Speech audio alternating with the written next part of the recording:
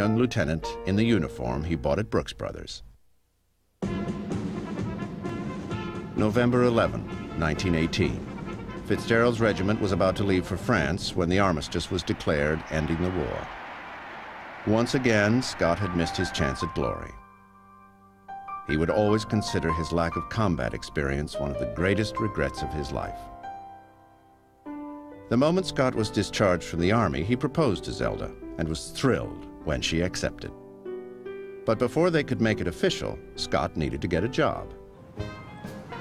So he moved to New York City, where he used his writing talent to get a job at an advertising agency writing copy for $35 a week.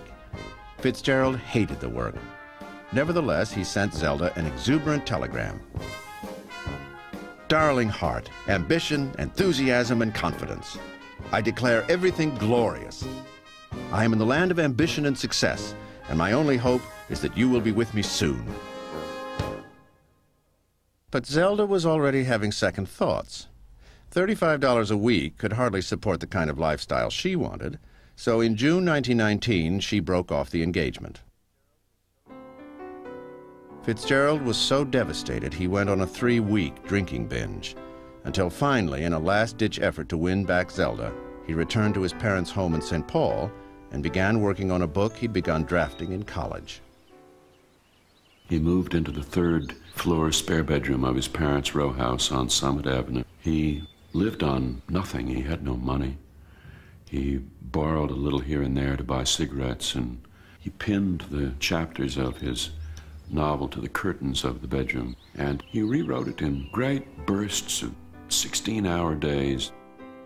With his whole future riding on it, Scott sent the book off to a New York publisher and waited anxiously for a reply. The postman rang the doorbell, and he got the news that it had been accepted for publication. And he ran out into the street, and he stopped everyone he knew to tell them that the young man who had promised great things in the past had now delivered. Scott's novel, which he called This Side of Paradise, was a highly romanticized account of his college days. In his beautifully lyrical style, he captured the hopes and fears of his post-war generation. Here was a new generation, shouting the old cries, learning the old creeds, a generation dedicated more than the last to the fear of poverty and the worship of success, grown up to find all gods dead, all wars fought, all faiths in man shaken. This Side of Paradise was released on March 26, 1920, and by the end of the day, it was completely sold out. One of the reasons it was a big success is it was considered very risque. I mean, people actually were saying, here's a novel that exposes what our young people are doing today. They're actually kissing and going to petting parties, and of course, he dared to write about that. So there was a certain sensational angle to it. The book was a runaway success, and at 23, Scott was an instant celebrity. At last, he had achieved the kind of fame he always dreamed of. And best of all, he could now marry Zelda. For as he had hoped, she changed her mind when she learned of his success.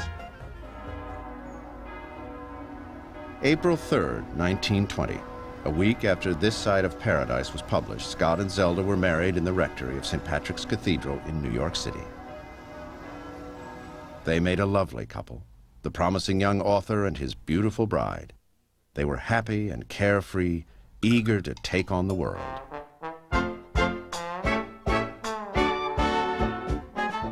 America was riding high, and so were the Fitzgeralds. It was a time of extravagance and self-indulgence. Scott called it the Jazz Age and was hailed as its king, and Zelda was crowned Queen of the Flappers.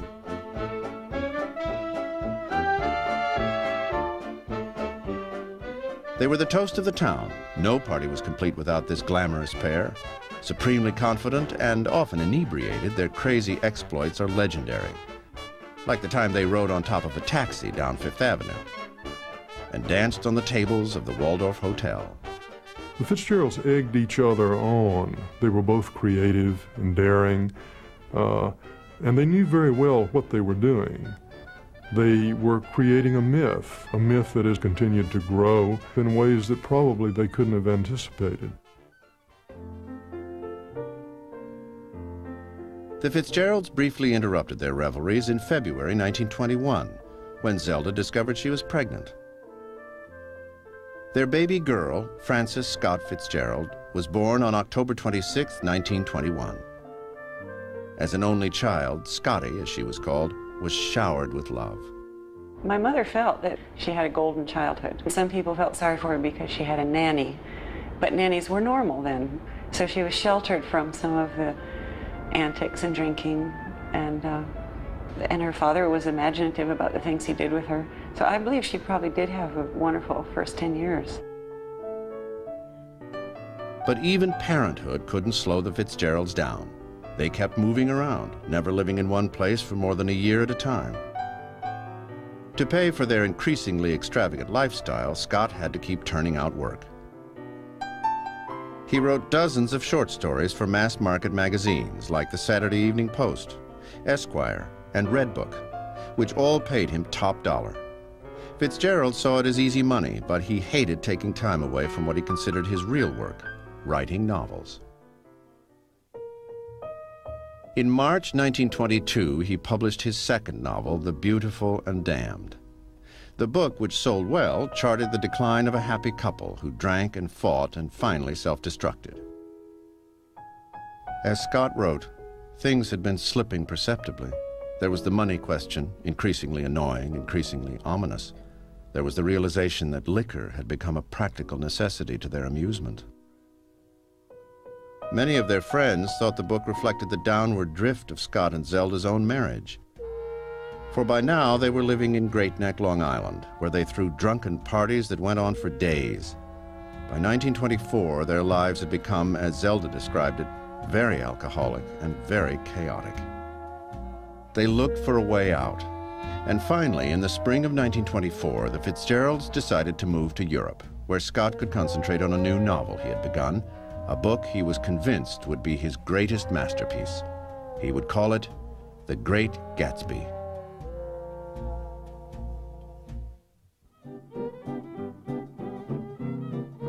The French Riviera in the 1920s was home to a glittering crowd of artists and writers.